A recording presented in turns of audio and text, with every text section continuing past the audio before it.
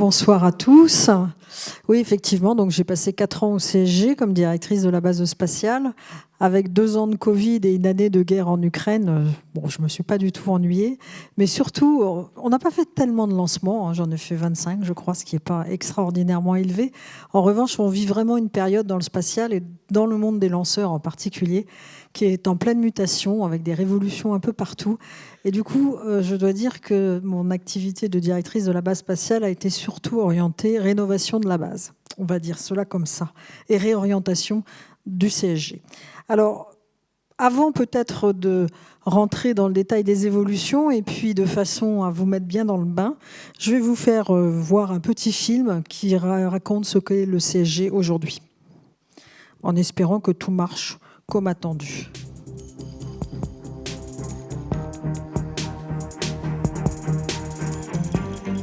Le Centre spatial guyanais, le CSG, est la base de lancement de l'Europe spatiale. Sa position et ses installations lui permettent d'accueillir des satellites de toute taille et de s'adapter à tout type de mission. Près de la moitié des fusées qui s'élancent du CSG emportent des satellites de télécommunication. Les autres, des satellites d'observation de la Terre, d'exploration planétaire ou encore de positionnement opérés par des clients venus du monde entier. Le CSG accueille des missions cruciales pour l'Europe spatiale. C'est depuis l'un de ses pas de tir qu'a décollé le télescope Webb qui a fait se tourner les regards du monde entier vers la Guyane. Décollage. Décollage, lift-off from a tropical rainforest to the end.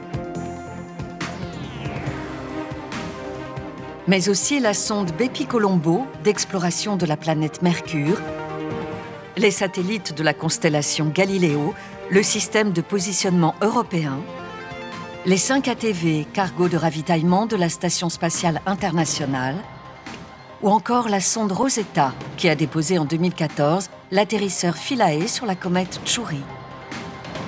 Le CSG est aussi la base de lancement privilégiée des programmes français de défense nationale, comme les satellites CSO, Syracuse et CERES. Elle possède des atouts uniques, ce qui en fait une des bases les plus performantes au monde. Elle est proche de l'équateur, ce qui permet, si on vise une orbite géostationnaire, de bénéficier du maximum de l'énergie fournie par la vitesse de rotation de la Terre et faire ainsi économiser aux lanceurs ce précieux complément de performance. Cette position, conjuguée à une large ouverture sur l'océan Atlantique, permet de viser tout type d'orbite de l'est vers le nord et sans risque pour la population et les biens alentours. D'une superficie de 660 km² répartie sur les communes de Kourou et Sinnamary, elle est implantée dans une zone à l'abri des cyclones. La France choisit la Guyane en 1964 comme terre d'accueil de son activité spatiale pour le lancement de ses fusées. Nous avons commencé et nous continuons. 4 ans plus tard, la première fusée-sonde Véronique s'élance du centre spatial guyanais, suivie en 1970 par le lanceur français Diamant. Puis, le CSG devient le port spatial de l'Europe. Depuis, il garantit un accès autonome à l'espace aux États membres de l'ESA, qui assurent en contrepartie une part importante de son financement. Depuis 1979, date du premier vol d'Ariane 1, le CSG a réalisé plus de 300 lancements effectués par les fusées Ariane 1 à Ariane 5, Soyouz et Vega. Plus de 600 satellites ont été mis en orbite. L'exploitation de Soyouz s'est arrêtée en mars 2022, un peu plus de 10 ans après son premier lancement depuis la Guyane. Le CSG compte une quarantaine d'entreprises représentant un effectif d'environ 1600 personnes qui travaillent pour 4 donneurs d'ordre. Le CNES, qui assure la coordination des opérations de lancement, opère les moyens de poursuite des lanceurs et d'accueil des satellites et garantit la protection des personnes, des biens et de l'environnement. Il est en charge de l'aménagement du CSG, notamment de ses grands réseaux, eau, électricité, télécommunications. Ariane Espace, qui opère et commercialise les lanceurs Ariane et Vega. Ariane Group et Avio, qui les conçoivent et les fabriquent. On compte sur la base 3 usines de production. Europropulsion et Régulus, qui fabrique les propulseurs solides, et Air Liquide Spatial Guyane, qui produit les ergols des lanceurs. Le CNES prépare avec l'ESA et l'ensemble des acteurs privés le futur de cette base européenne. Il la modernise et construit de nouvelles installations pour accueillir tout type de satellites, des plus gros aux plus petits, et s'adapter à tous les types de lanceurs européens. Ariane 6 et Vega C, aux démonstrateurs de véhicules réutilisables Callisto, Themis et Space Rider, ainsi qu'aux mini... Alors monsieur, c'est ma batterie qui est faible. Pourtant, vous me l'aviez connectée, je crois, donc ça manque d'électrons. Micro-lanceurs. Engagé dans une transition énergétique, le CSG vise 90% d'énergie renouvelable d'ici 2025. Protéger l'environnement sur ce site, à la fois industriel et naturel, est déjà l'une des priorités du CNES. Les études d'impact et les recherches sur la faune et la flore montrent l'excellente santé des écosystèmes du CSG. Le CSG est également un site touristique ouvert au public, depuis la visite de ses installations, du musée de l'espace, des savanes, jusqu'à l'accueil pendant les lancements.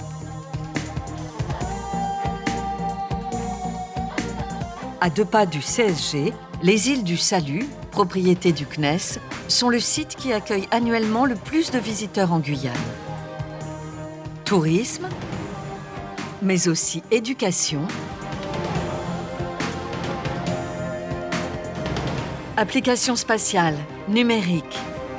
Le CNES contribue financièrement et par son expertise au développement de la Guyane. Il est partenaire des collectivités territoriales, de l'éducation nationale et des acteurs économiques du territoire.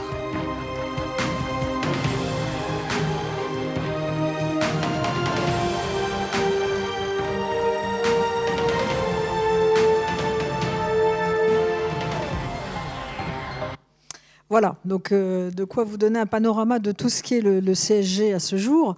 Et Ariane 5, enfin, l'actualité, je dirais, du CSG, quand même, on va la passer, l'actualité court terme, avant de se projeter vraiment dans le futur. L'actualité court terme, c'est la fin d'Ariane 5, avec un clap de fin en juillet 2023, après 117 lancements, après 45 ans de vie, c'est-à-dire que les premières fois qu'on a commencé à réfléchir à Ariane 5, c'était il y a 45 ans, et il y a eu derrière 27 ans d'exploitation. 239 satellites envoyés. Alors ça peut paraître petit parce qu'en ce moment on entend parler de milliers de satellites, de dizaines de milliers de satellites. Mais là, vous avez vu, c'est des satellites qui font tous autour de 6 tonnes quand c'est pas plus. Donc c'est tous des énormes machines de technologie au service de la science, de la défense et des télécommunications. Alors on l'a vu dans le film, j'y reviendrai pas, hein, donc quelques lancements emblématiques avec les ATV, Helios, Herschel, XMM en VSAT, pas intégral malheureusement, qu'a rappelé Michel tout à l'heure, intégral a été lancé par les Russes. Voilà. Donc la fin d'Ariane 5 et évidemment l'arrivée d'Ariane 6 et de Vega C. Donc Vega C, c'est la petite fusée de l'Agence spatiale européenne développée par un maître d'œuvre italien qui s'appelle Avio. C'est une fusée qui fait 35 mètres de haut, 210 tonnes au décollage et qui a pour objectif de mettre 2,7 tonnes en orbite à 700 km. Donc ça, c'est la capacité Vega C. Et puis évidemment, le poids lourd Ariane 6 qui va remplacer dans son haut de gamme Ariane 5 avec plus de 11 tonnes en orbite géostationnaire. 22 tonnes en orbite basse, hein, pour l'équivalent des stations spatiales, et un lanceur là, qui fait 70 mètres de haut et 800 tonnes au décollage dans sa version lourde et longue. Alors, quelle est l'originalité, je dirais, de ce lanceur, de cette nouvelle gamme de lanceurs, Ariane 6, Vega C, par rapport aux prédécesseurs, où on avait Vega, Soyouz et Ariane 5. Il y a vraiment une logique industrielle qui est complètement différente. Les lanceurs Vega, Soyouz et Ariane 5 n'avaient quasiment rien à voir les uns avec les autres. C'était 3 lanceurs complètement différents. Il y en avait un qui était fait par un industriel italien, un autre évidemment par les Russes. C'est celui de Gagarine, à quelque chose près. Donc évidemment, l'Europe et la France n'avaient rien à voir là-dedans. Et puis Ariane 5, qui était ce magnifique lanceur qui a rendu autant de services, mais autant de lanceurs différents, de composants techniques différents, de systèmes différents, de logiques d'intégration différentes. Donc quelque chose qui était 3 objets complètement différents. Dans cela, on passe sur une logique industrielle avec Vega C et Ariane 6, puisqu'Ariane 6 se décline en deux versions. Une version Ariane 62 qui couvre à peu près, donc avec deux propulseurs d'appoint, qui couvre à peu près le domaine de vol de Soyouz. Ariane 64 avec ses 4 propulseurs à poudre qui couvrent le domaine Ariane 5. Et puis Vega C qui monte un petit peu la gamme de Vega. Mais l'originalité, c'est que le premier étage de Vega, c'est également le propulseur d'Ariane 6. Donc il y a vraiment toute une logique industrielle qui a été réfléchie. Ces 2 lanceurs ont énormément de choses en commun, y compris au niveau de l'avionique. Voilà. Donc d'un point de vue rationalisation industrielle, ça permet de baisser significativement les coûts. Et c'était l'objectif d'Ariane 6 par rapport à Ariane 5. Puisqu'en fait, ce lanceur n'est pas fondamentalement différent. Les moteurs sont les mêmes. Bon, il y a évidemment des avancées au niveau de l'avionique, il y a des avancées au niveau de la construction, de la fabrication additive, un certain nombre d'options qu'on trouve sur Ariane 6, notamment le rallumage du dernier étage qu'on n'a pas sur Ariane 5 et qui est absolument indispensable pour mettre en orbite des constellations. Mais ce qui fait quand même une des grandes différences, c'est cette rationalisation industrielle et c'est ça qui permet de gagner financièrement significativement sur le coût récurrent d'Ariane 6. Alors cette actualité d'Ariane 6, vous la voyez ici en quelques images. En haut, l'arrivée des premiers modèles de vol, du premier FM1, du premier modèle de vol d'Ariane 6 en Guyane, avec le fameux bateau à canopée, qui est un bateau à voile et également à moteur. C'est effectivement comme ça qu'il faut le dire. Donc c'est un bateau qui est très original, très innovant et qui en plus est très beau, donc qui actuellement sillonne les mers pour amener les étages d'Ariane 6. On a eu très récemment la visite du président Macron en Guyane, vous le voyez en bas à gauche, avec le président directeur général du CNES, Philippe Baptiste, le PDG d'Ariane Espace, Stéphane Israël, et le maire de Kourou, qui est présent sur cette photo, donc pour amener son soutien aux équipes. C'est vrai qu'on n'aime pas trop avoir un président de la République le jour d'une première. On a fait ça sur Ariane 1, ça ne nous a pas réussi. Donc on préfère qu'il vienne avant nous encourager, nous soutenir et qu'il s'abstienne de venir le jour du lancement. Donc j'espère qu'il saura ne pas venir le jour du lancement d'ailleurs. Et puis ce que vous voyez à droite, cette photo, elle est spectaculaire parce qu'en fait c'est le bâtiment d'assemblage du lanceur Ariane 6, donc dit le BAL. Et l'originalité par rapport à Ariane 5, c'est que l'intégration se fait à l'horizontale. Pour ceux qui connaissent peut-être un peu les lanceurs, on sait très bien qu'Ariane 5 s'intègre à la verticale. Ça donne lieu à des énormes bâtiments dits BIL et BAF, le bâtiment d'intégration lanceur, le bâtiment d'assemblage final, qui sont des monuments en termes de bâtiments et qui sont très difficiles, notamment sur 2 points de vue. Le premier, c'est la climatisation, et la climatisation est le premier poste de dépense en Guyane de l'intégration d'un lanceur, Ariane 5. Donc au niveau de la climatisation, et puis également au niveau de la sécurité des personnes, puisque quand vous intégrez en hauteur, vous n'avez pas le droit d'avoir une équipe qui travaille en haut et une équipe qui travaille en bas. Ça, c'est interdit, surtout avec des systèmes où il y a de la pyrotechnie. Donc en fait, vous êtes obligé d'alterner et c'est très compliqué. Du coup, ça donne lieu à des durées d'intégration qui sont très longues. Alors qu'Ariane 6 s'intègre à l'horizontale, donc là on peut travailler sur tout l'étage en même temps. Et puis on a des bâtiments qui sont beaucoup plus bas.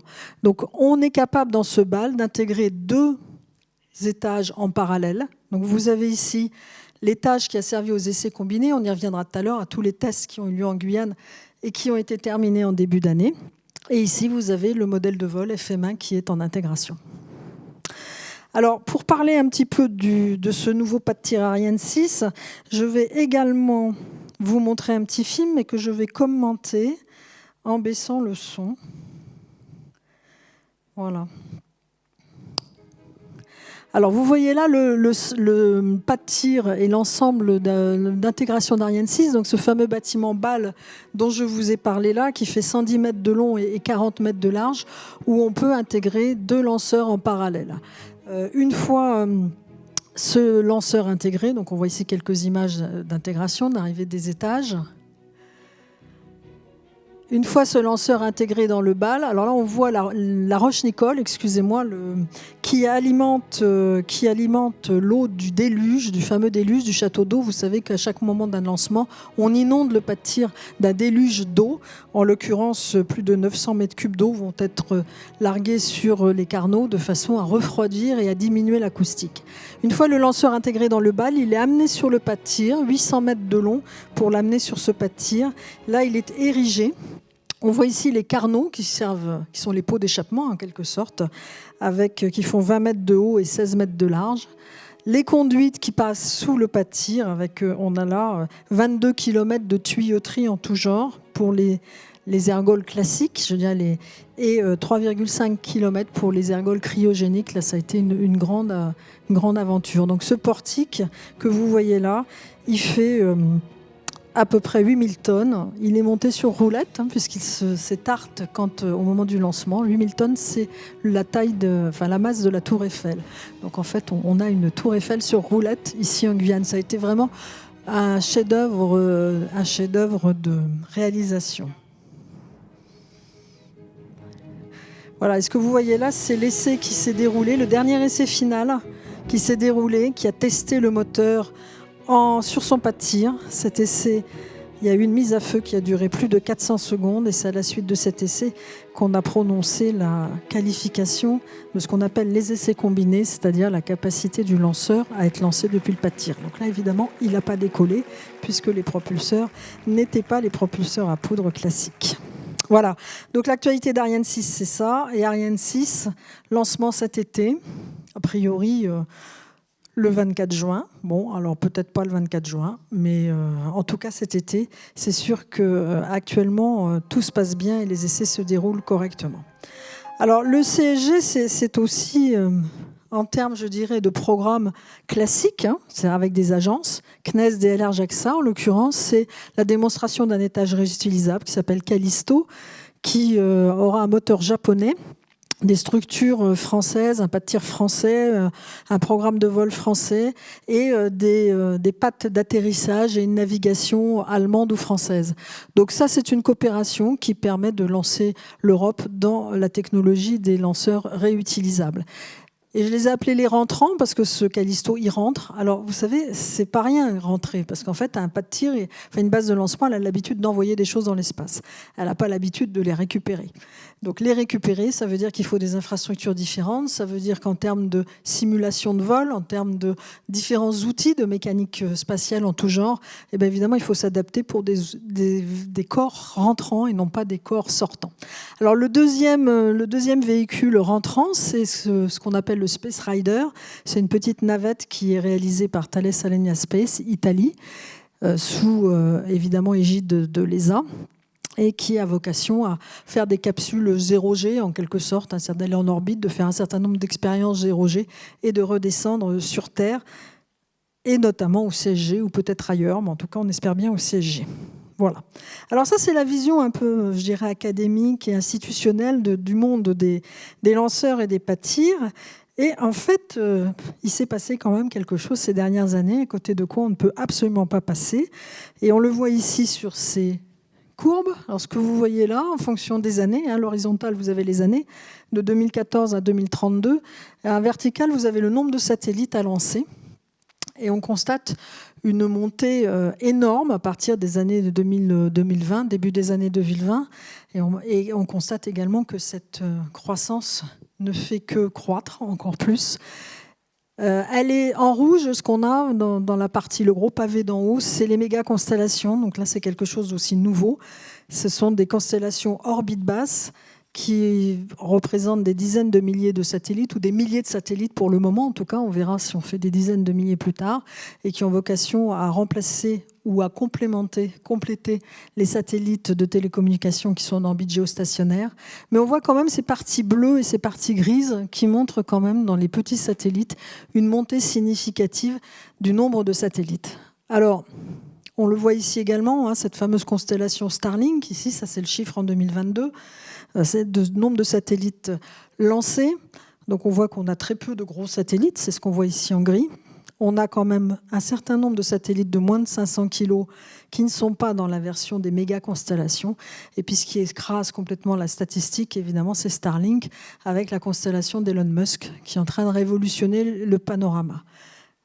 En réaction à cette constellation, il y a plusieurs autres constellations, méga-constellations qui sont dans les placards. Il y a la constellation Kuiper de Amazon, puisqu'Amazon veut faire sa propre constellation. Il y a la constellation Iris-Square, qui est la constellation européenne, en réponse à Starlink. Et en Chine, il y a un nombre incalculable de méga-constellations qui sont en train d'être étudiées. En Chine, il y a 22 provinces de plus de 60 millions d'habitants. Donc, chacun veut sa constellation. Donc, je pense qu'on aura un florilège de méga-constellations dans les années qui viennent. Alors, il y a un autre diagramme que je voulais vous montrer, qui est celui-là, qui sont des chiffres 2023, qui viennent de sortir. D'ailleurs, c'est pour ça qu'ils sont intéressants. Donc, je vais pas revenir sur le nombre des satellites en expansion, mais je voudrais surtout regarder ce chiffre-là. Sur l'ensemble de ces petits satellites, SmallSat, moins de 500 kg, lancés en 2023, seulement 5% ont été lancés par des micro-lanceurs. Donc, il ne faut pas faire la bijection petit satellite, petit lanceur. Il y a énormément de petits lanceurs, et aujourd'hui, c'est 95% qui sont lancés par des gros lanceurs. Notamment, Starlink est lancé par les Falcon d'Elon Musk, qui sont des gros lanceurs. Néanmoins, ces 5% aujourd'hui, c'était 0 avant. Donc on voit bien quand même que ce chiffre, même si il est encore faible, peut-être il va croître, peut-être il ne va pas croître. En tout cas, moi, je ne suis pas devin. Et c'est difficile de se dire, effectivement, dans cette croissance de petit satellite qu'on voit devant nous et qui, elle, est certaine, c'est difficile de se dire quelle va être vraiment la part de marché des petits lanceurs. Mais moi, je crois qu'il y aura une part de marché pour les petits lanceurs parce que côté satellite, sur lesquels j'ai travaillé également, on voit des constellations, des petites constellations d'une dizaine ou d'une vingtaine de satellites qui ne trouvent pas leur compte avec les gros lanceurs parce que ce sont des satellites qui répondent à une mission opérationnelle. Or, ils ne peuvent fixer ni la date, alors qu'ils ont une exigence sur la date. Ils ne peuvent pas fixer exactement l'orbite, puisqu'ils doivent se contenter de l'orbite qui est donnée par le lanceur. Et ça ne leur convient pas. Et on voit la constellation Kinéis, dont tu as parlé tout à l'heure, Michel. Cette constellation Kinéis, elle se fait lancer par le lanceur américain Rocket Lab depuis la Nouvelle-Zélande. C'est bien dommage. Voilà. Alors, une petite loupe sur ces fameuses méga-constellations. Donc, je les ai mises là. Starlink, plus de 12 000 satellites dans la première phase, puisqu'il parle d'en lancer 45 000. Actuellement, il y en a à peu près 4 000 qui sont en orbite. La constellation OneWeb, qui était pourtant la première dans cette gamme-là et qui s'est fait doubler largement par Starlink, qui a à peu près 70% de satellites de lancer, mais eux, ils sont sur une population de 650 satellites, donc ça n'a strictement rien à voir. Telesat, 200 satellites à peu près, qui est encore en étude. Amazon, la fameuse constellation Kuiper. Et là, ce qui est remarquable, c'est qu'on voit Arianespace. Donc en fait, Kuiper a contracté avec Arianespace des lancements Ariane 6 pour lancer sa constellation. Ils veulent tout sauf être lancés par Elon Musk. Voilà. Et puis en Chine, là j'en ai cité quelques-uns, mais en Chine, de toute façon, on ne sait pas très bien exactement ce qui se passe. On sait qu'il se passe beaucoup de choses. Et il y a énormément de méga-constellations qui sont en cours de fabrication.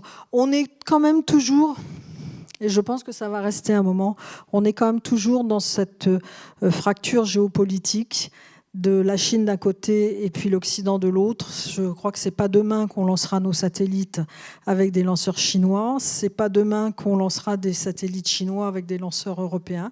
Sauf qu'il y a une mission de l'ESA quand même qui s'appelle SMILE, qui est une mission d'étude du Soleil, je crois, qui est en coopération entre la Chine et l'ESA. Mais enfin, bon, c'est vraiment un cas d'espèce. Voilà. Donc, il y aura toujours encore, même si la Chine actuellement a des dizaines de micro-lanceurs aussi qui sont soit en construction, soit même actuellement en fonctionnement, je crois que c'est quand même encore une frontière étanche entre eux et nous. Alors, justement, passons aux micro-lanceurs. Donc, ces microsatellites, je l'ai dit, 5% seulement en 2023 lancés par des micro-lanceurs. Mais par contre, un foisonnement de candidats pour rentrer dans cette nouvelle économie. Donc, dans le monde, on a énormément de Chinois qui sont passés à la phase opérationnelle. Quand je dis énormément, c'est pas loin peut-être de 7 ou 8. Et puis, on en a 4 opérationnels vraiment dans notre monde à nous occidental, avec le lanceur Electron, hein, qui est celui qui remporte tous les suffrages. Il lance depuis le novembre 2018. Il a eu quelques échecs, mais beaucoup de succès. Le truc, c'est qu'aujourd'hui, on pense, et il pense également, d'après ce qu'on peut lire dans la littérature, qu'il n'a pas encore trouvé son modèle économique et que pour le moment, il est encore toujours un lanceur qui n'est pas rentable. La rentabilité d'un lanceur, c'est quand même une grande question. Alors, quand on regarde l'Europe, hein, parce qu'on va s'intéresser peut-être un peu à ce qui se passe plus près de chez nous, donc là également, on a un florilège de candidats. Donc les 3 pays majeurs hein, qui candidatent, ou les 4 pays majeurs pardon, qui candidatent, c'est d'une part l'Allemagne, avec 2 lanceurs qui sont à un stade de développement très avancé, RFA avec son lanceur qui pense pouvoir lancer cette année depuis Saxoford en Écosse et lancer cette année avant l'été. En fait, ils ont pour objectif, pour tout vous dire, de lancer avant Ariane 6. Bon, on verra. iImpulse qui est un peu plus actuellement un peu plus en retard, je dirais, par rapport à son développement, mais surtout ISAR également avec Spectrum, qui lui va lancer Dandoya, et RFA comme Spectrum, comme ISAR, vont lancer également depuis le CSG. Donc en fait, pour le moment, ils font les premiers lancements sur des bases européennes, mais vous l'avez compris, au CSG, enfin qui est une base européenne, excusez-moi, sur les bases du continent européen, mais vous l'avez compris, au CSG, on a cette particularité de pouvoir lancer de 0 degré à 90 degrés. On est la base spatiale, même au monde, à savoir le faire. Les Américains, pour pouvoir couvrir ce domaine de vol, ils ont besoin d'avoir une base de lancement côté Est et une base de lancement côté Ouest. Hein, donc, ils ont besoin des 2 bases de lancement. Donc, l'Allemagne, très, très présente. L'Angleterre également, très présente. Alors, je les ai mis en Europe. Hein. Excusez-moi, je n'ai pas fait le Brexit. Disons, proche de chez nous. L'Angleterre très présente avec notamment le lanceur Orbex, qui lui aussi est dans un état d'avancement et de maturité qui commence à prendre forme. Et eux, ils ont également des bases de lancement en Angleterre, hein, notamment dans le nord de l'Écosse ou même en Cornouailles.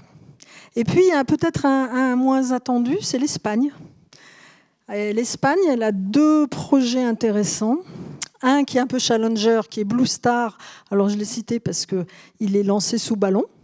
Donc, voilà, vu en tant qu'ancienne ballonnière, je parle de ballon, évidemment. Donc là, c'est un ballon qui emmène un lanceur, on va dire, sous sa nacelle et qui va le larguer et qui va permettre de lui donner ses premiers mètres ou ses premiers kilomètres de distance avec la Terre. Bon, je pense que je le cite pour mémoire, on va dire. Mais Miura, par contre, lui, PLD Space, Miura, ils ont fait leur premier lancement fusée-sonde Miura 1 l'année dernière et ils sont bien partis pour faire Miura 5 dans des délais raisonnables et eux, ils lancent depuis le CSG.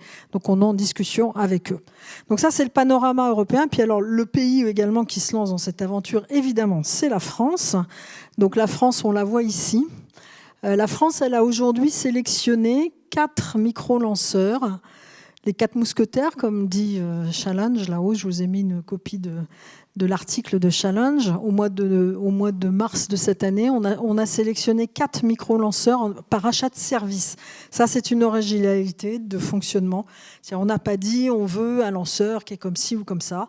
On a dit dans les gammes d'orbite et dans les gammes de masse X, Y et Z, qu'est-ce que vous nous proposez comme lancement? Et si vous nous proposez quelque chose qui nous semble tenir la route, alors on vous achète des lancements.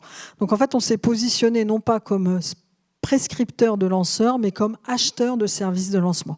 Donc ça, c'est très nouveau dans notre mindset, je dirais, d'agence nationale. C'est complètement différent. Donc les 4 qu'on a sélectionnés, c'est Maya. Maya, qui est donc une émanation d'Ariane Group et qui prévoit son premier vol après 2026, fin 2026, on va dire. Maya Space, qui est, j'ai dit, une filiale d'Ariane Group qui est composée d'énormément d'ingénieurs d'Ariane Group et du CNES d'ailleurs, hein, qui ont rejoint également cette est-ce qu'on peut dire une start-up? Alors on va dire une start-up, disons-le, et qui sont dans une phase de levée de fonds importante. On a également Sirius, qui est un lanceur un peu plus petit que Maya. Maya, c'est le plus gros de la gamme. Sirius est un peu plus petit, 175 km à 600 km également. Donc Sirius, actuellement, a également gagné ce concours d'achat de services. Donc ils ont récupéré chacun des dizaines de millions d'euros quand même, pour pouvoir construire leur lanceur. Obi-Wan, jeu de mots, évidemment. Obi-Wan, qui est... lui, réalisé par une start-up qui s'appelle Hyperspace et qui a comme originalité, elle, d'avoir non pas un moteur LOX propane ou LOX méthane, comme sont la plupart des moteurs de demain, mais d'avoir un moteur ce qu'on appelle hybride. C'est-à-dire qu'en fait, c'est un moteur à poudre, mais dans lequel vous avez uniquement le carburant qui est dans la poudre et vous injectez du comburant, donc en l'occurrence de l'oxygène, à l'intérieur de ce pain solide. Et donc, c'est une propulsion hybride. Et puis Zephyr, le dernier de Latitude. Donc Latitude, qui est vraiment la petite start-up gagnante, soutenue notamment par beaucoup d'hommes politiques, parce que emblématique de toute cette énergie et de toute cette vivacité que ça va porter les start-up. Et eux, pour le moment, ils sont sur des perfos assez basses, 80 km à 80 kg à 600 km, mais ils ont l'intention de faire beaucoup plus. Voilà. Et puis j'en ai mis quand même, j'ai laissé un 5e, moi. Ça, c'est ma personnel touch. Parce que Stern et Opus, ce sont des jeunes issus émanation de Supaéro qui ont commencé à faire des fusées dans le cadre du C-Space, le fameux, vous le connaissez sûrement, là, comment ça s'appelle, le symposium qu'on fait tous les ans, ou la démonstration de lancement de fusées-sondes qu'on fait tous les ans avec des étudiants du côté de Pau. Donc, ils ont commencé comme ça, et puis ils se sont montés en start-up. Et là, en ce moment, ils sont en train de préparer leur première fusée-sonde qu'ils vont lancer depuis le CSG. Donc, c'est vraiment les challengers, ils sont encore tout petits. Et c'est une très jeune pousse, on va dire, mais j'ai voulu les laisser dans le panorama.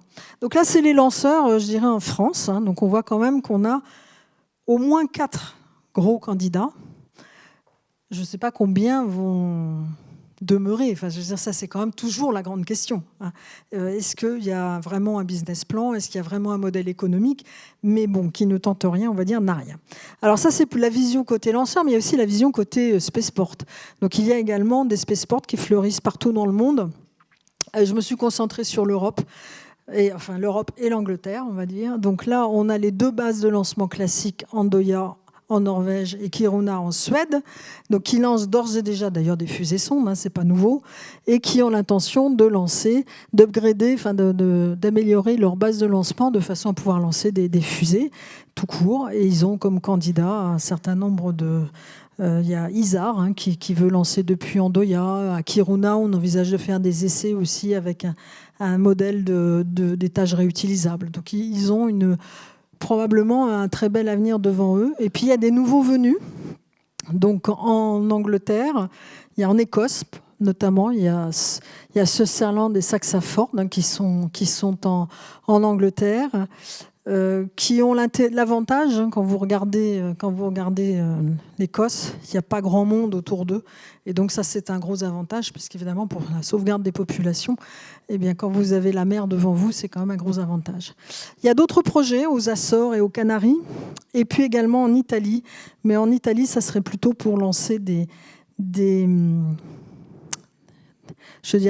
avions porteurs de lanceurs, parce qu'on a ça aussi, il n'y en a aucun qui a été vraiment sélectionné aujourd'hui, mais dans les études, il y a également certaines startups qui étudient la possibilité d'envoyer des lanceurs collés sous un avion. Je vous ai dit, collés sous un ballon, collés sous un avion. Bon, voilà, alors on va pas faire On avait beaucoup regardé ça dans le passé, puis on n'avait pas convenu que c'était finalement les meilleures solutions. Toutes ces bases de lancement, évidemment, elles ont des avantages. Et moi, je suis convaincue qu'elles vont arriver à lancer des lanceurs qui vont aller jusqu'en orbite. Pour le moment, ils n'ont lancé que des fusées-sondes. Mais ils ont quand même un gros inconvénient, comme je l'ai dit et je le redis, c'est qu'on ne peut lancer depuis un point d'une latitude donnée, on ne peut lancer que sur des orbites de latitude supérieure. Donc si vous êtes au nord de l'Écosse, vous ne pouvez lancer que vers le nord, et donc vous ne pouvez absolument pas envoyer des missions qui sont plus inclinées. Et des missions inclinées, il y en a quand même beaucoup. Des missions sur l'équateur, il y en a encore également beaucoup. Donc ça, c'est quand même un des gros avantages du CSG. Alors, maintenant, si on s'intéresse vraiment aux micro-lanceurs au CSG, puisqu'en fait, là, je vous ai parlé des micro-lanceurs en général. Donc, je vais quand même faire un petit clin d'œil. Le premier micro-lanceur qui a été lancé depuis le CSG, c'est le lanceur Diamant, dont on parle dans le film, puisque c'était un lanceur qui avait une performance de 105 kg sur une orbite 300 km et avec un apogée à 1000 km. Il a été lancé la première fois en 1965 depuis Amaguir. Il a emmené le satellite Astérix. C'est lui qui a fait rentrer la France dans le club très fermé des pays qui peuvent mettre un satellite en orbite. Devant nous, il y avait la Russie et les Américains. Et il a été lancé à Kourou dans les années 70 à 75. Au total, il a fait 10 lancements réussis. Donc je veux quand même lui rendre hommage aujourd'hui parce que je pense que si on retournait chercher les équipes de l'époque, peut-être qu'on pourrait lancer un micro-lanceur rapidement depuis le CSJ. Bon alors, et néanmoins, du coup, on a récupéré cette base de lancement Diamant qu'on voit ici.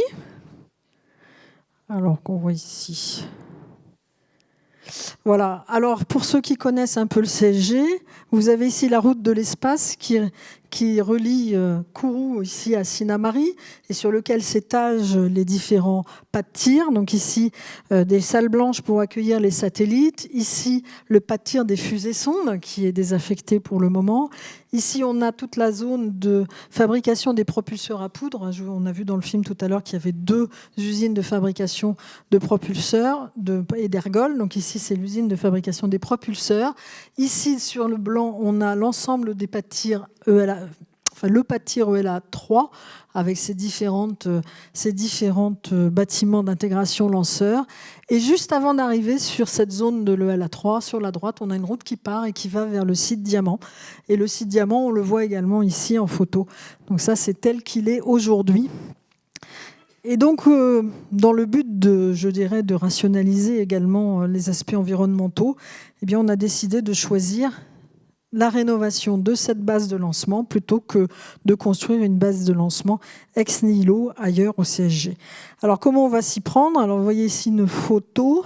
Donc ici on a la route qui amène vers le pas de tir, celle que je vous ai montrée tout à l'heure. Aujourd'hui donc on n'a que cette zone centrale et donc ce qu'on va construire c'est ce dispositif que vous voyez ici avec des zones de stockage ici de LOX et de méthane ou de propane qui sont les deux comburants qui aujourd'hui sont privilégiés par les micro-lanceurs, et puis qui s'ouvrent comme une fleur. Vous avez 6 pas de tir qui vont être construits, ZL1, ZL2, ZL3, ZL4, ZL5 et ZL6, et qui vont donc pouvoir accueillir 6 micro-lanceurs différents sur une même zone de lancement. Alors, ils ne sont pas tous sur le même pas de tir, parce que d'abord, ils n'ont pas tous les mêmes interfaces, les mêmes contingences. Et puis, il y a également des problèmes d'occupation des pas de tir. Certains, ils nous disent tous, moi, je veux lancer 40 lanceurs par an ou 50 lanceurs par an. Donc, il me faut absolument une base de lancement dédiée et rien que pour moi. Donc, on leur dit, bah oui, bien sûr. Donc, on leur fait chacun, voilà. Donc, on verra de tout ça ce qui ressortira. Mais une fois de plus, là, en fait, cette zone de lancement, c'est essentiellement des canalisations qui amènent les ergols et une plateforme béton.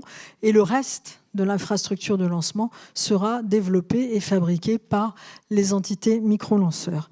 Donc ça, c'est un des premiers je dirais, zones de lancement pour accueillir ces micro-lanceurs. Mais il y en a une deuxième, c'est le pas de tir Soyouz, puisque le pas de tir Soyouz a été rétrocédé par l'Agence spatiale européenne à la France, à la conférence ministérielle, enfin au Conseil de fin 2023. Donc actuellement, le pas de tir maintenant Soyouz appartient à la France et le CNES a mission de l'adapter, ou en tout cas de choisir des micro-lanceurs qui vont demander à être lancés depuis ce pas de tir Soyouz et qui, eux, vont modifier ce pas de tir pour pouvoir lancer leur micro-lanceur. Alors, pourquoi le pas de tir Soyouz? Évidemment, par rapport au pas de tir Diamant, là, on va accueillir des lanceurs beaucoup plus gros, donc notamment Maya, probablement, faudra qu'ils répondent à un appel d'offres et qu'ils soient sélectionnés. Mais la cible, ce sont des lanceurs comme Maya ou comme ISAR ou RFA, un des deux, qui ont vocation également à grossir. Et les pas de tir du côté du diamant seront trop petits pour les accueillir simplement. Voilà. Alors, où est-ce qu'on en est ? Alors, oui, où est-ce qu'on en est dans le choix de ces micro-lanceurs au CSG ? Donc, on a fait un appel à candidature fin 2021. On a eu 14 candidatures. La candidature, c'était qui veut être lancé depuis le CSG. Donc, on a eu 14 candidats, dont un Américain, à noter. Et on en a retenu 7, avec lesquels on a démarré un certain nombre d'activités. Donc, on a démarré les 7 qui étaient dans le meilleur état de développement à ce moment-là, donc fin 2021. Et on leur a demandé de passer un certain nombre de jalons. Donc le jalon numéro 1, c'est un jalon de type technique. Où est-ce que vous en êtes d'un point de vue technique ? Le jalon numéro 2, Le jalon numéro 1, c'est un jalon d'accepter les coûts de lancement demandés par le CSG. C'est-à-dire que clairement, on ne peut pas, depuis la base de lancement, on ne peut pas lancer un lanceur sans lui faire payer une redevance ou un coût de lancement. Donc il fallait déjà qu'on discute avec eux de quel service ils avaient besoin. Tous n'ont pas besoin de la même chose. De quel service ils avaient besoin, chiffrer cette demande et tomber d'accord sur le fait qu'ils acceptaient de payer ses coûts récurrents. Le J2, c'est un jalon technique de maturité. Où est-ce que vous en êtes d'un point de vue essai moteur, d'un point de vue construction système de votre lanceur. Et le J3, c'est un jalon plus économique. Où en êtes-vous de votre levée de fonds ? Est-ce que vous avez un business plan qui tient la route, etc. Donc on voit qu'aujourd'hui, il y en a 4 qui ont passé ces 3 jalons, qui conduisent à la signature d'un BTS, c'est un Binding Term Sheet. C'est en fait un pré-contrat. C'est comme un sous-seing privé, si vous voulez. Voilà, c'est pas encore un contrat, mais ça commence à y ressembler sérieusement. Et donc là, on a signé avec 4 de ces micro-lanceurs le fait qu'on est d'accord sur les termes. On sait ce qu'ils veulent faire, on sait ils savent combien ça va leur coûter, et ils sont, d'un point de vue levée de fonds, dans une situation qui paraît acceptable. Le dernier qu'on a signé, c'est Maya, c'est mars 2024, c'était il y a quelques jours, donc c'est très récent. Le premier, en fait, on l'a signé en juin 2022, c'était RFA. Donc vous voyez que tout ça est quand même assez récent. Et puis il y a Latitude, qui aujourd'hui n'a pas encore passé ces 2 jalons. Là, je vous ai dit que c'était l'outsider un peu. Bon, ben voilà, on espère qu'il va y arriver dans les semaines ou les mois qui viennent. Et puis les 2 qui sont plus en retrait, finalement, c'est iMpulse, qui est un lanceur allemand, qui aujourd'hui n'a pas continué vraiment ses discussions avec le CSG. Et puis le micro-lanceur d'Avio, le maître d'œuvre italien. Donc ils ont l'intention de faire un micro-lanceur avec un nouveau moteur qu'ils ont développé, l'oxméthane. Ils ont déjà fait des essais moteurs d'ailleurs, mais je pense qu'en ce moment ils sont beaucoup dans la retour en vol de Vega et Vega C, et donc on les voit pas trop non plus. Voilà. Donc aujourd'hui on a ces 5 là. Alors par rapport aux 4 mousquetaires dont je vous ai parlé tout à l'heure, évidemment il en manque. Il nous manque Sirius et il nous manque Hyperspace. Donc, entre nos 6 pas de tir diamant, nos 2 pas de tir possibles sur Soyouz, on espère qu'à un moment donné, on va réussir. On continue d'avancer, même si on fait un peu de surbooking, je dirais, en termes de sélection lanceur. Voilà. Alors, maintenant, je ne vais plus trop vous parler de lanceurs, mais je vais vous parler de base spatiale. Parce qu'effectivement, là, jusqu'à présent, on a dit, voilà, on a des nouveaux entrants, des nouveaux lanceurs, des nouvelles missions.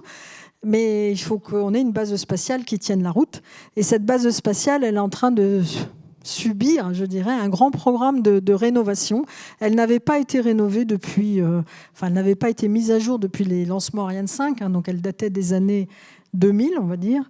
Et elle était parfaitement adaptée pour lancer Ariane 5, elle avait été faite pour ça. Mais vous voyez qu'en termes, par exemple, si je prends l'exemple ne serait-ce que du numérique, le numérique en l'an 2000 et le numérique aujourd'hui, ça n'a quand même absolument rien à voir.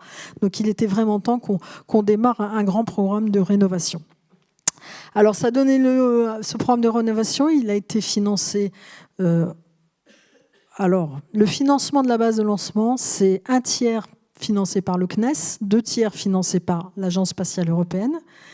Et si je prends en compte la part France dans l'Agence spatiale européenne, c'est 55% France et donc 45% pas France. Voilà. Donc on voit qu'il y a quand même une grosse partie européenne de pays non français qui aident à la rénovation et au maintien en condition opérationnelle de la base. Donc cette rénovation, elle est issue de 2 conférences ministérielles importantes, celle de 2019 où un programme de 140 millions d'euros a été décidé, et celle de 2022 où un complément de 104 millions d'euros a également été décidé. Donc au total, ça nous fait presque 250 millions d'euros destinés à la rénovation de la base. Alors je ne vais pas rentrer dans le détail de chacun des programmes, hein, je vais vous faire un panorama un peu plus général. Voilà. Alors l'objectif de ces programmes, non, on va faire ça. Voilà. L'objectif de ces programmes, c'est de continuer à garantir à l'Europe un accès autonome à l'espace. Ça, c'est fondamental. Le programme Ariane 6, il est fondamental pour l'Europe. Il est fondamental aussi pour le CSG, parce que je pense que si on n'a plus que des micro-lanceurs qui doivent lancer des petits satellites en orbite basse polaire, on ne viendra pas au CSG. Donc Ariane 6, c'est vraiment le lanceur lourd européen qui va permettre de continuer à mettre en orbite les fameux satellites dont on a parlé précédemment. Donc Ariane 6 et Vega C. Donc le premier objectif, c'est de garantir à l'Europe cet accès à l'espace. Le deuxième objectif, c'est d'ouvrir le spaceport à de nouveaux entrants, donc d'accueillir les micro-lanceurs, c'est ce qu'on vient de dire. On a un certain nombre de candidats qui vont venir au CSG pour être lancés. Et puis le troisième objectif, qui n'est pas des moindres, c'est d'augmenter la cadence de lancement. Aujourd'hui, on est capable de lancer à peu près tous les 11 jours. La spécification, l'exigence, c'est tous les 15 jours. On sait faire, au bout d'années et d'années, on sait faire tous les 11 jours, quand la situation n'est pas trop compliquée. Mais ce n'est pas notre objectif. Là, notre objectif, c'est de pouvoir lancer tous les 2 jours, voire tous les jours. Il faut comprendre que quand on va avoir autant d'opérateurs de lancement que ceux que je viens de vous dire, tous vont vouloir, c'est comme dans un aéroport, tous vont vouloir être lancés sur le créneau qui leur va bien. Et ils ne vont pas prendre en considération, évidemment, les contraintes et les besoins des autres. Ça, c'est une nouveauté, parce qu'aujourd'hui, le seul opérateur de lancement au CSG, c'est Ariane Espace. Donc, c'est lui qui gère les priorités entre ses différents clients. Là, ça ne sera plus Ariane Espace, d'autant qu'Ariane Espace ne va plus non plus commercialiser le lanceur Vega. Ça, c'est quand même aussi une sortie de la conférence ministérielle de l'année dernière. Donc, le Vega ne sera plus opéré par Ariane Espace. Donc, on va se retrouver vraiment comme à un aéroport. On va avoir plusieurs compagnies de lancement. On aura Ariane Espace, on aura Vega Space, on aura celui qui lance ISAR, celui qui lance Latitude. Et donc, ça sera à la charge du CSG, là en l'occurrence, de pouvoir gérer les priorités, de donner des créneaux de lancement aux uns et aux autres. Donc, il est impératif qu'on puisse augmenter les cadences de lancement de façon à ne pas être dans des situations où on ne peut pas honorer un lancement pendant 2 ou 3 semaines. C'est absolument pas envisageable. Voilà. Alors pour atteindre ces objectifs, il nous faut rénover et moderniser, évidemment. Aujourd'hui, pourquoi est-ce qu'on lance tous les 11 jours ? C'est parce qu'il y a énormément d'activités qui sont manuelles. Notamment, on reprogramme l'ensemble des radars ou des stations de télémesure, on les reprogramme, je dirais, à la main. Alors que, évidemment, avec le numérique d'aujourd'hui, on est capable de faire tout de façon automatique. Donc ça, c'est vraiment rénover, moderniser. Donc on a cette transformation digitale qui va nous permettre également de faire de la maintenance prédictive, qui va nous permettre donc de mieux prévoir les obsolescences et les tombées en panne d'un certain nombre d'équipements, et donc de garantir notre cadence de lancement de façon bien meilleure. On a comme objectif de réduire les coûts d'exploitation, puisqu'on l'a vu, on est de plus en plus dans un monde compétitif, il y a d'autres bases de lancement, donc si on veut que ces micro-lanceurs, et même pour le bien d'Ariane 6 et de Vega 6, si on veut qu'ils viennent être lancés au CSG, il faut qu'on arrive à réduire nos coûts de maintenance et d'exploitation. Évidemment, il faut une base plus robuste et résiliente. On a aujourd'hui un certain nombre de systèmes qui sont très vieux, notamment nos radars, qui sont les Bretagnens, Bretagne 2. Pour ceux qui les connaissent, c'est des radars qui viennent d'Amaguir. Donc je crois qu'on a été quand même très économe et peu dispendieux sur l'utilisation des radars. C'est des radars qui ont plus de 60 ans. Donc là, on a, je le dirai un peu plus tard, mais on a 2 radars nouveaux qui doivent arriver au CSG. Et puis enfin, la dernière boulette qu'on voit pas forcément très bien ici, c'est une base plus responsable. On est évidemment maintenant dans un monde où le respect de l'environnement est important, et une base de lancement, c'est quand même quelque chose qui pollue. Donc vous l'avez vu, dans la réutilisation des pas de tir, donc on ne fait plus d'anthropisation de terrain, on évite absolument de le faire, mais on a un grand programme de verdissement de l'énergie et je vais y venir. Alors, si je continue, voilà, donc ça c'est les grands axes. Les grands axes de ce programme, hein, comme je vous l'ai dit, donc un nouveau centre de contrôle, tout numérique. Un centre de contrôle, c'est ce qui prépare les opérations de lancement et c'est ce qui va permettre de mener les campagnes. Donc il va être là maintenant tout numérique, alors qu'il était complètement analogique sur Ariane 5. Donc tout numérique, ça va nous permettre de pouvoir faire en parallèle 3 campagnes de lancement, de pouvoir faire des entraînements pour les équipes de sauvegarde, tout ça en parallèle, et de ne pas être obligé d'attendre d'avoir fini une campagne pour en démarrer une autre. Et c'est ça qui va nous permettre d'augmenter nos cadences de lancement. On va rénover l'ensemble des climatisations et notamment les grandes salles blanches qu'on dit PCU, ensemble de préparation charge utile, dit S5, qui est le plus grand bâtiment, là où on trouve les plus grandes salles blanches. On va leur mettre des climatisations très modernes et très propres. En particulier, les satellites de demain demandent des propretés importantes pour certains d'entre eux. On a un renouvellement de l'infrastructure, eau potable et eau incendie également. Là encore, c'était des choses qui dataient des années diamants. Donc, il était temps de faire quelque chose. Donc, on est parti dans ces rénovations. Les nouveaux radars, Amazonie 1 et Amazonie 2, s'appellent-ils. Ils vont remplacer, pour ceux qui connaissent, Bretagne 1 et Bretagne 2. Donc, voilà, ça, c'est des radars tout nouveaux également. Le programme de verdissement, je vais y revenir plus en détail. Et la transition numérique, je l'ai dit. Voilà, donc là, vous avez une image d'artiste de ce que sera ce nouveau centre des opérations. Pour ceux qui connaissent le CSG, il sera en face de la caserne des pompiers, qui est au centre technique. On voit ici 2 blocs, parce qu'en fait, ce sont 2 data centers indépendants et redondants. Donc, ça permet de gérer les redondances, évidemment. La transition numérique, bon, j'en ai quand même pas mal parlé. Ce que je peux noter, on va amener la 5G. Typiquement, on va donc passer de pas grand-chose à la 5G direct. On va également amener la programmation automatique des radars. Une fois de plus, ça ne sera plus fait à la main, ça sera fait de façon automatique. On va se lancer dans la maintenance prédictive, je l'ai dit, prévoir avec, en fonction du temps de consommation, en fonction de l'environnement qu'ont vu tel ou tel système, eh bien on sera capable de dire qu'il va tomber en panne dans 15 jours, compte tenu de l'utilisation qu'on en fait. Donc on va le changer en avance de phase quand on va démarrer des campagnes. On va également revoir entièrement le système de protection et d'acquisition des badges. Aujourd'hui, il faut savoir qu'au CSG, les badges, ça se fait encore à la main.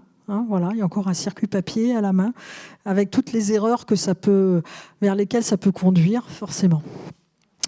Et puis, au niveau communication, on va avoir une application sur votre portable. Vous aurez application CSG. Elle fonctionne déjà en bêta-testeur. Moi, j'étais bêta-testeuse, c'était très, très amusant. Donc, on vous dit les routes qui sont fermées, les opérations qui ont lieu, les visites qui sont en cours. Donc, vous n'avez plus besoin de lire des panneaux défilants un peu partout. Là, vous avez ça directement sur votre portable et vous pourrez également réserver votre visite du CSG de façon automatique sur le web, comme on fait pour tous les musées dignes de ce nom. Alors, je vais revenir un peu sur la trajectoire bas carbone parce qu'elle est quand même très intéressante et c'est quand même une belle ambition qu'on affiche. Donc, on affiche 90% d'électricité verte. Alors là, il y a marqué en 2024. En fait, on est plutôt en 2030. Soyons clairs. Mais néanmoins, ça commence à tenir la route. Donc, il y a 2 saisons. En fait, il y a la saison 1 que vous voyez ici en haut qui correspond au verdissement de l'électron. C'est-à-dire que vous avez une consommation électrique sur le CSG qui est importante. Aujourd'hui, on travaille on est branché sur le réseau EDF, on est branché sur des groupes électrogènes quand on a besoin de redondance ou quand il y a des pannes EDF. Voilà. Donc là, maintenant, groupe électrogène veut dire fuel. Et en Guyane, l'énergie n'est pas verte puisqu'il n'y a pas notamment du tout de nucléaire en Guyane. Donc l'énergie, eh bien, c'est du fuel qui arrive à Cayenne. Et même l'hydroélectrique de Petit Saut n'est pas verte non plus pour plein de raisons dans lesquelles je ne vais pas rentrer maintenant. Donc l'objectif, premièrement, c'est de verdir l'électron. Donc pour ça, on va d'abord changer tout le maillage électrique du CSG qui était actuellement en étoile. Donc il n'y avait pas la notion d'être capable, je dirais, si un moyen tombait en panne, il n'y avait pas possibilité, sauf avec une redondance, d'amener de l'énergie différemment. Alors que là, on va faire une grande boucle sur laquelle tout le monde va être abonné, y compris donc les centrales et ceux qui produisent de l'énergie et ceux qui la consomment, de façon à ce qu'on puisse mieux réguler la consommation globale de l'énergie avec un beau tableau de bord et de commande-contrôle qui va être mis en place. Et on va mettre en place des moyens de production d'énergie, donc 2 centrales photovoltaïques. Il y en a une qui est en cours de construction, qui va effectivement être finie probablement fin 2024 ou début 2025. Et la deuxième qui va arriver dans la foulée un peu plus tard et qui va également permettre, c'est les deux mêmes, hein, c'est 5 mégawatts, c'est 5 hectares et c'est 5 millions d'euros. Donc c'est facile, c'est les 3-5. Voilà.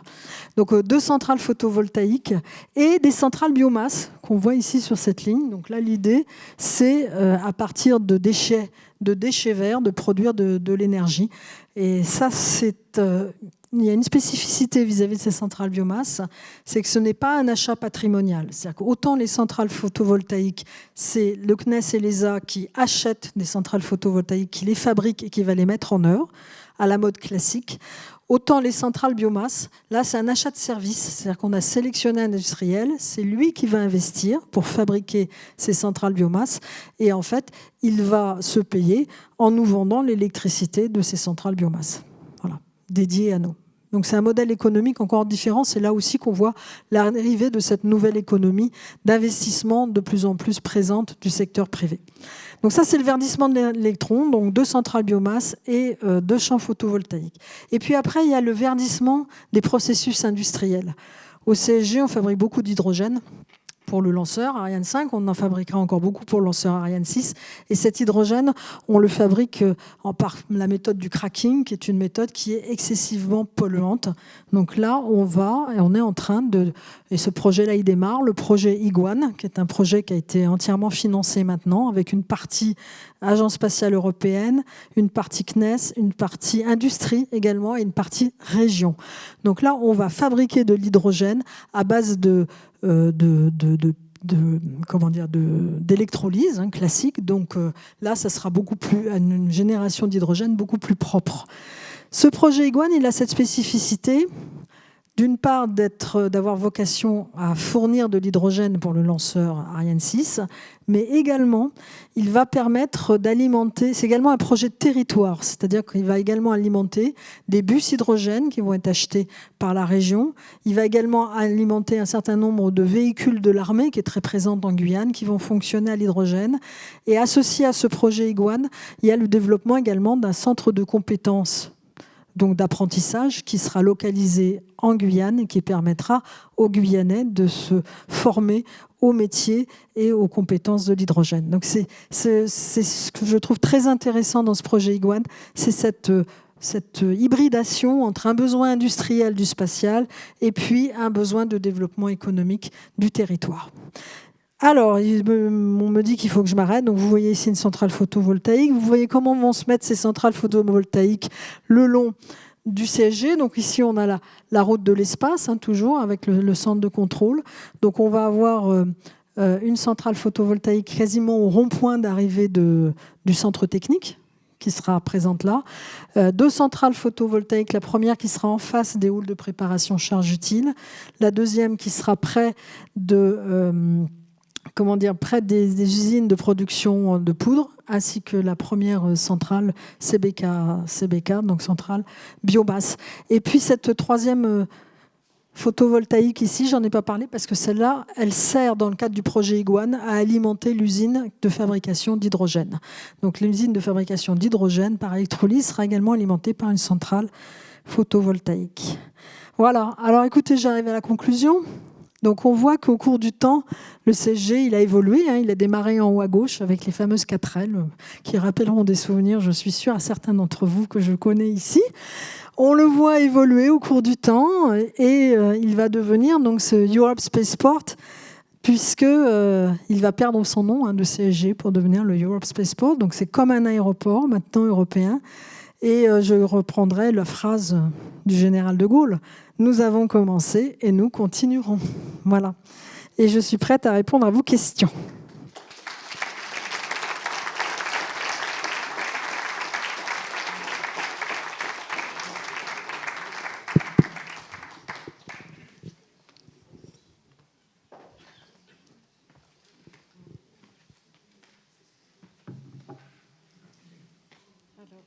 pour les questions, c'est libre. Merci Marianne, c'était vachement clair. Moi j'ai appris vachement de choses. T'as appris des choses, mais tant mieux. Ça a beaucoup changé, ça bouge vite. Ouais, ça a beaucoup changé. Je te confirme. Bonsoir. Qu'est-ce qui alimente l'usine de biomasse comme matière? Alors, ce sont des défriches agricoles, essentiellement. Donc là, il y a eu grandes études qui sont faites et qui montrent qu'avec la défriche agricole et la défriche et les résidus de scierie, on arrive à alimenter une des deux centrales biomasse. Et la deuxième, en revanche, il va falloir trouver de la matière première. Et ce qui est ciblé, c'est, on l'espère en tout cas, c'est le bois qui est immergé dans petits seaux. Il y a une boîte canadienne qui a développé un système d'extraction des arbres dans les lacs, en fait. Et ils sont venus en Guyane, ils ont testé leur truc et Voltalia a racheté leur système et ils sont en train d'extraire le bois du lac de Petit Saut. Donc là, il y a je ne sais combien de milliers de mètres cubes de bois qui sont immergés.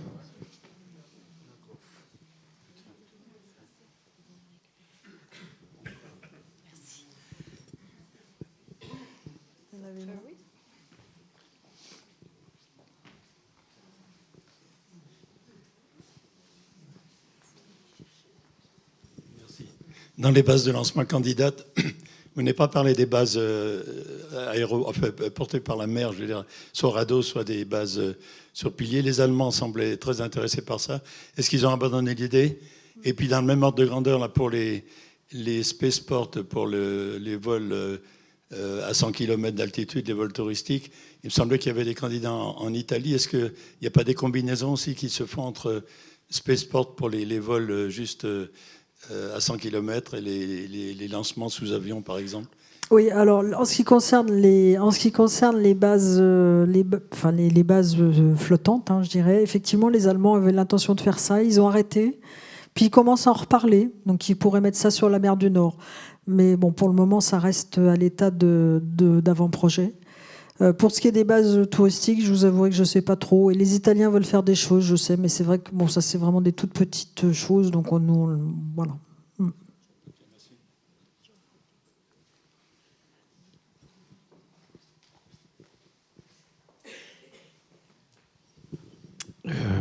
Bonsoir Marianne, merci. Super présentation et bravo pour toutes les initiatives qui sont prises. C'est vraiment spectaculaire. Le retour des lanceurs va se faire à quel endroit du coup? Puisqu'il va y avoir retour de futurs lanceurs utilisables, que ce soit MySpace ou autre. Voilà. Donc le retour se fait sur le même... Alors le retour se fera sur une zone en bord de mer, que je n'ai pas précisé là, et on est en train de la choisir plus précisément. C'est pas simple de la trouver parce qu'évidemment, pour des questions de sauvegarde, c'est pas simple. Enfin, on a quand même 660 km², donc j'ai pas de doute qu'on va trouver, et c'est en cours d'étude encore. Peut-être pas loin de Fusée-Sonde, c'est une des zones candidates.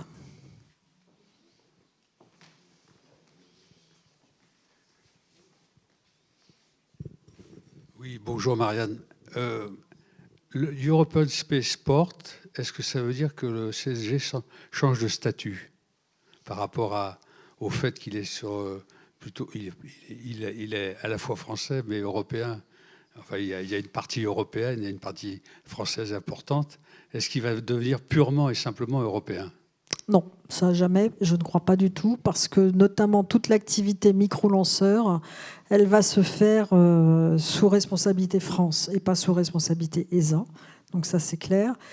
Et il y a Soyuz qu'on a récupéré de l'ESA pour l'adapter pour les micro-lanceurs. Ça a quand même été quelque chose d'assez original.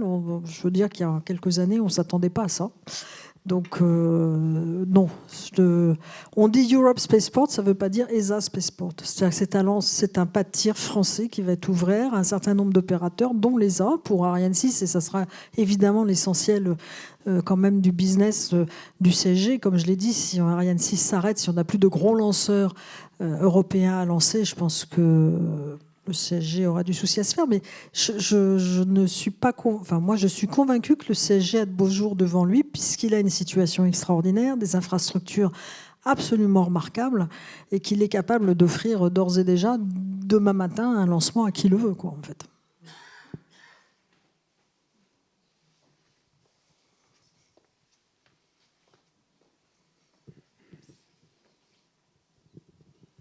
Bonjour, Michel Condé, enchanté. Merci pour la présentation. Sur la partie micro et mini-lanceurs, notamment pour les micro-lanceurs, est-ce que c'est possible d'envisager d'encourager ces différentes startups à standardiser leurs interfaces pour plutôt avoir une base de lancement commune ? Alors, les encourager à standardiser, on le fait. Il y a même une start-up qui s'appelle je ne sais plus comment, qui est une spin-off du CNES. Space Dream, merci, qui propose un pas de tir, des infrastructures de type pilotage de pas de tir qui sont communes. Et ils essaient de vendre ça à différents acteurs. Oui, bien sûr, ça serait rationnel. Mais le problème, c'est que ces gens-là, ils sont en compétition. Donc, ils ne veulent pas justement aider leurs voisins. Ils ne sont pas dans une démarche de collective pour le moment. Ils sont dans une démarche très individuelle. Donc, je ne sais pas si on arrivera à faire cela, sauf à montrer que c'est vraiment économiquement intéressant. Et ça, c'est Space Dream, justement, qui s'attelle à cette tâche-là. Si on pilotait tout, c'est ce qu'on ferait. Mais là, vous avez bien compris qu'il y a une diversité d'acteurs, une diversité d'entités, une diversité d'intérêts. Certains sont en forte compétition, enfin ils sont tous même en forte compétition. On sait bien que là-dessus, tous ne verront pas le jour. Enfin, je veux dire, on n'aura pas les 4 Français, les 3 Allemands, les 2 Espagnols et les 3 Anglais. Ça n'arrivera pas, ça. Enfin, ça, moi, je suis prête à parier que ça n'arrivera pas. Mais on en aura peut-être 1 ou 2 qui vont voir le jour.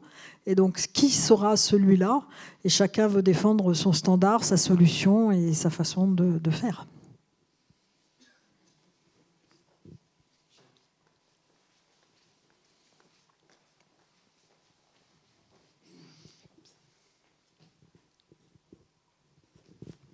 Oui, merci pour votre présentation. Ayant été plusieurs fois au CSG il y a déjà pas mal d'années, j'imagine assez mal tous les progrès qu'il faut faire en matière d'organisation et de matériel, parce que faire un lancement tous les 2-3 jours, bon, ça veut dire des redondances de partout. Au niveau des radars, mais pas seulement, au niveau des équipes, au niveau de l'organisation. Il fait souvent pas très beau, où il y a des vents en altitude qui empêchent de lancer à tel jour et telle heure. Et donc, c'est pour moi un grand challenge. Vous avez raison, c'est un grand challenge. Alors moi, mon slogan, c'était 30 lancements en 2030. Donc, ce n'était pas tout à fait un tous les 2 jours quand même. Mais néanmoins, être capable de lancer un lanceur tous les 2 jours, ça ne veut pas dire qu'on lance toute l'année un lanceur tous les 2 jours. Ça veut dire qu'on est capable, quand il y en a un qui est parti, de se reconfigurer pour lancer le deuxième qui n'a rien à voir avec le premier très rapidement. Donc, en fait, ce que j'ai expliqué, c'est qu'au niveau... Vous avez raison, il y a des enjeux forts. Alors, au niveau campagne de lancement, avec le nouveau centre de contrôle, on saura faire 2 campagnes, voire 3 en parallèle. Donc ça veut dire qu'on aura juste à switcher, je dirais, d'un point de vue informatique entre un programme de vol d'un lanceur et un autre programme de vol qui permet de piloter l'ensemble des stations et l'ensemble des radars. Les stations, d'ailleurs, ne seront pas forcément à la charge du CSG, contrairement à ce qu'on a fait jusqu'à présent. Libre à chaque lanceur de choisir les stations télémesure qu'il souhaite choisir. Et en ce qui concerne la sauvegarde, vous avez raison, la sauvegarde c'est quand même une préoccupation, mais vous voyez sur Vega, on a fait quand même un gros progrès. On a beaucoup travaillé sur la fragmentation Vega pour mieux déterminer justement ces problématiques de sauvegarde et pour limiter, je dirais, les tâches de retombée de Vega. Et on est également maintenant sur des techniques probabilistes de retombée des tâches et de fragmentation. Donc ça fait qu'avec ça, on était quasiment interdit de vol entre juin et septembre de chaque année, compte tenu des vents. Et aujourd'hui, avec ces 2 améliorations, on est à 98% de disponibilité, donc ça veut dire qu'on n'a plus de problème. Donc ces micro-lanceurs, s'ils veulent bien travailler avec nous, justement, à bien dimensionner leur lanceur, à bien le comprendre et à faire des essais pour comprendre comment ça se fragmente, comment ça retombe, eh bien, on arrivera à faire des choses d'autant plus facilement. Mais c'est un challenge, oui. C'est ça qui est drôle, hein. Mais tu réponds à une des questions que j'avais un peu en tête. Tu n'as pas parlé des contraintes de sauvegarde pour les lancements, mais tu viens de l'évoquer. Là. Non, j'en ai pas parlé parce que effectivement, oui, c'est vrai, j'en ai pas parlé. Pour Vega, ça avait été un limitateur de performance vachement lourd. Hein, et j'avais un deuxième commentaire, c'était sur les retours tout à l'heure, là, sur Space Rider, par exemple, quand ça rentre, c'est en blackout depuis en gros l'Indonésie, quoi, grosso modo. Donc il parcourt tout le Pacifique, toute l'Amérique du Nord, enfin le nord de l'Amérique du Sud, pour revenir au CSG. Et toutes les contraintes de blackout, les contraintes de visibilité, d'intervention et de connaissance de la position, c'est des sujets qui sont des sujets nouveaux et sur lesquels il n'y a pas vraiment d'existant dans le domaine. Donc c'est aussi un des challenges de la maison. Et tu as parlé d'un truc que tu as évoqué juste à la fin, là. Les lanceurs ont toujours souffert d'une insuffisance de cadence de télémesure pendant le lancement. Si j'ai bien compris, c'est de cadence de télémesure, tu sais, de données, des trucs comme ça. La réception des télémesures lanceurs, c'est à la charge des développeurs de lanceurs? Alors, pour tout ce qui est proximité, c'est-à-dire la mission sauvegarde de proximité, ça sera toujours le CNES, on va dire, avec Galio et la montagne des Pères. Par contre, après, pour la suite, tu sais bien que la télémesure ne rentre pas dans la sauvegarde, donc ça sera aux lanceurs de savoir s'ils ont envie d'avoir leur télémesure ou pas et comment ils la reçoivent. Mais je dirais quand même un truc, c'est que sur Ariane 6 comme sur Ariane 5, on a un format de télémesure très spécifique qui n'est pas compatible de toutes les stations dans le monde. Bon, on a choisi ça pour des raisons X, Y ou Z. Les micro-lanceurs, la plupart, ils ne sont pas du tout là-dessus. Ils sont sur le fameux format CCSDS, qui est bien connu des satellites et qui permet de dialoguer avec toutes les stations télémesure du monde entier. Donc, ils ont des opportunités et ils vont toucher des coûts récurrents qui vont absolument rien avoir avec ce qu'on fait sur les gros lanceurs de l'ESA. Typiquement. Moi, je ne vous cache pas que j'ai milité pour qu'on essaie d'avoir un format plus standard sur Ariane. Bon, pas sans succès. Voilà. Ben, c'est bien dommage parce que d'autres le font maintenant. Et je pense que d'un point de vue économique, ils vont gagner beaucoup. Merci. Autre question?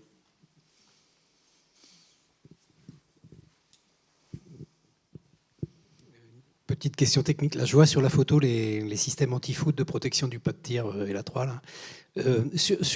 Pour les micro-lanceurs, la zone avec les X pas de tir côte à côte, là, il y aura des systèmes de protection foudre globaux qui ce sera eux qui les mettront s'ils les souhaitent. C'est eux qui vont les mettre s'ils les souhaitent. C'est à eux. Là, on est dans une démarche complètement différente. On n'est pas en train de spécifier un pas de tir ou spécifier un lanceur. On est en train c'est comme un garage, quoi. On va dire, venez, comme un aéroport, on va dire, venez atterrir chez nous. Alors après, si vous avez besoin de telle ou telle prestation, on verra comment on la fait, mais c'est à eux à définir leurs besoins.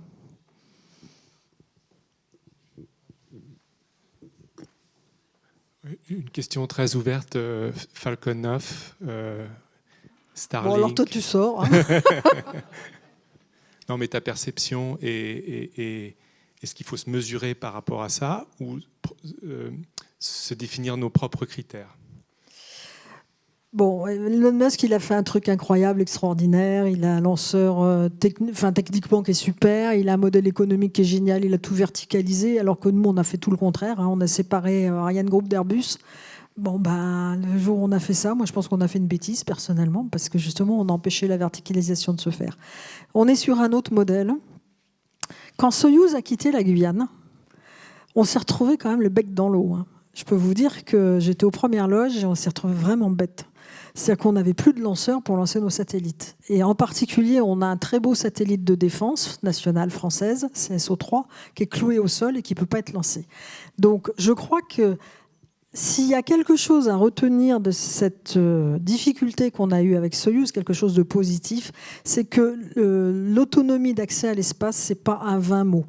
Et que si on est dans le futur complètement assujetti à la bonne volonté de M. Elon Musk, je pense qu'on n'a pas de beaux jours devant nous au niveau du spatial.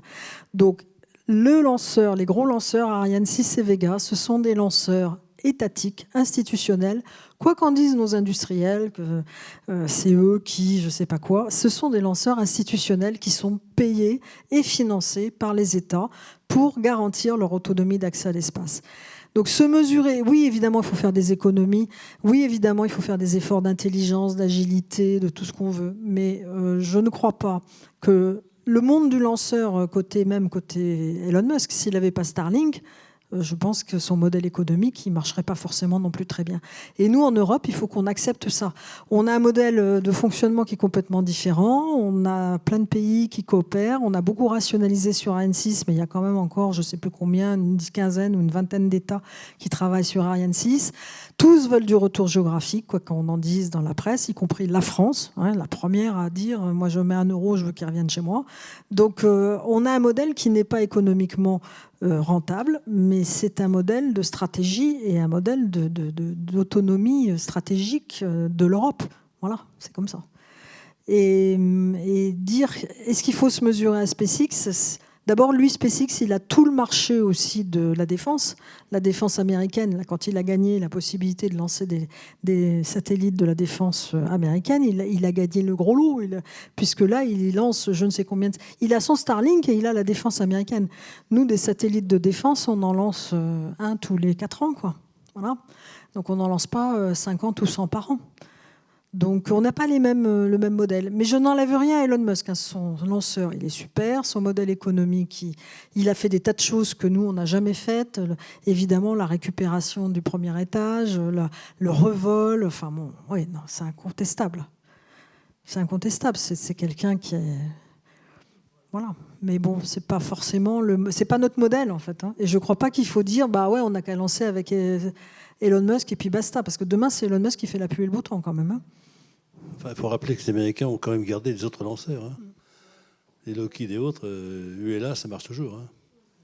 Même que si le prix est apparemment beaucoup plus élevé.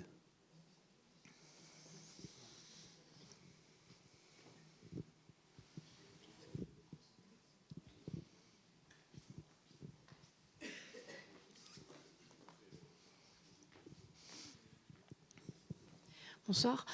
Mais du coup, est-ce que ça fait réfléchir quand même pour réorganiser notre système pour qu'il soit beaucoup plus rentable et beaucoup moins, beaucoup plus réactif, ou pas du tout? En fait, il n'y a toujours pas de maître d'œuvre et chacun tire un peu la couverture à soi. Non, il y a un maître d'œuvre et ça fait réfléchir. Hein. Je crois que Ariane 6, c'est quand même une réponse où on a rationalisé beaucoup de choses au niveau industriel. Bon, maintenant... on ne peut pas dire qu'on va faire comme Elon Musk, faire rentrer des tôles d'un côté et sortir un lanceur de l'autre de la même usine. Mais ça, notre modèle ne fonctionne pas. Il y a une idée qui peut-être... mais est-ce que ça va prendre du temps ou pas? J'en sais rien. Ça serait que la gouvernance des lanceurs passe au niveau de l'Union européenne, puisqu'au niveau de l'Union européenne, il n'y a plus cette question de retour géographique qui se pose. Et encore que elle ne se pose pas explicitement, mais en fait, elle se pose implicitement. Bon, voilà. Mais... si on a fait quand même beaucoup de rationalisation et dans la méthode industrielle aussi, la façon de fabriquer, il y a quand même de gros efforts qui ont été faits. Oui, si, quand même. Et puis on travaille sur la réutilisation. Mais vu qu'on n'a pas exactement le même nombre de lancements par an, la réutilisation n'a pas le même goût. Hein.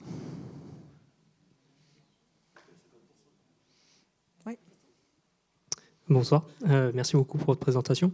J'avais une question concernant en fait, l'augmentation des satellites en orbite. Est-ce que vous n'avez pas peur que les lancements deviennent de plus en plus compliqués par rapport aux trajectoires? Alors moi, ça ne me fait pas peur que les lanceurs la mission devienne de plus en plus compliquée. Au contraire, c'est très intéressant. Qu'est-ce que vous entendez par compliqué, en fait? Plus complexe ou plus... Je ne comprends pas trop bien ce que vous voulez dire. Plus par rapport aux positions que vous voulez viser. Oh, il y a encore de la place, hein, si c'est ça votre préoccupation. Enfin, je veux dire, on voit souvent des images absolument catastrophiques sur le nombre de satellites autour de la Terre, mais ce n'est pas à l'échelle, donc forcément... voilà. Donc, mais il y a quand même de plus en plus des manœuvres d'évitement, hein, ça c'est clair. On fait de plus en plus... D'ailleurs, il y a des startups qui se lancent là-dedans aussi. Il y en a plusieurs en France, plusieurs en Europe, plusieurs dans le monde, qui se lancent dans des services d'évitement en orbite. Oui, ce sont des choses qui vont arriver. Mais maintenant, de là à dire que ça va rendre impossible une position particulière, bon, je crois qu'on n'y est pas encore. Et puis, on a quand même, Dieu merci, des exigences maintenant de désorbitation des satellites que même Elon Musk respecte. Parce que ces milliers et ces milliers de satellites, ils retombent quand même, mine de rien.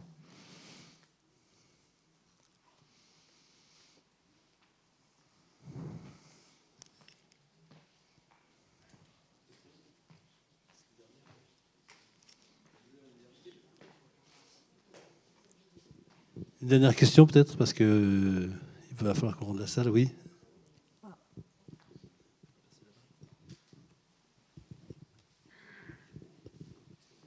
Oui, ça dure 2 minutes.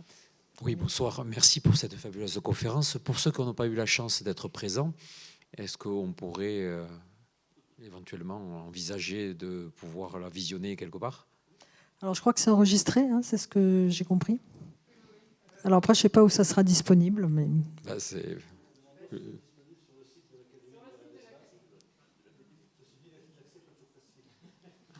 Bon, merci.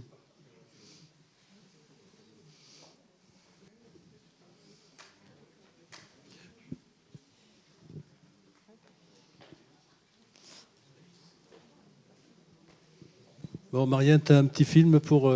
Oui, alors pour conclure, quand même, je ne voulais pas vous laisser partir sans partager ces dernières images qu'on ne verra plus jamais et qui nous ont ravis pendant 27 ans en Guyane.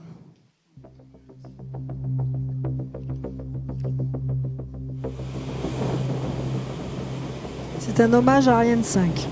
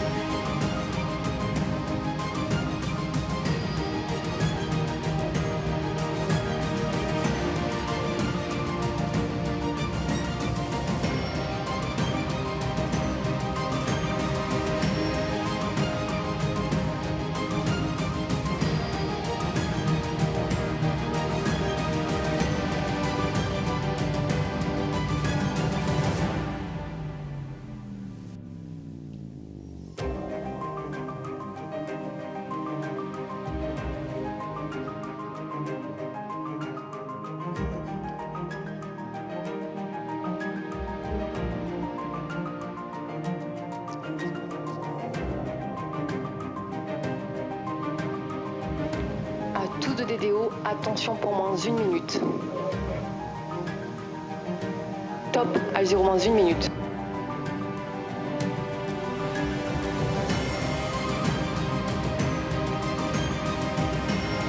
À tous de DDO. Attention pour le décompte final.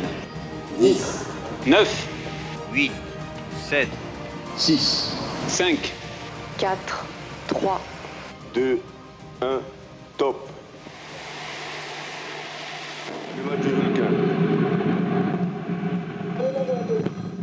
Allumage des EAP et décollage.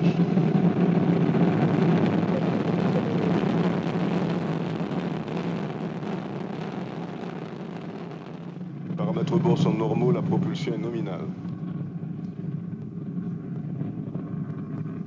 Et de la manœuvre en roulis. Les paramètres bord sont nominaux.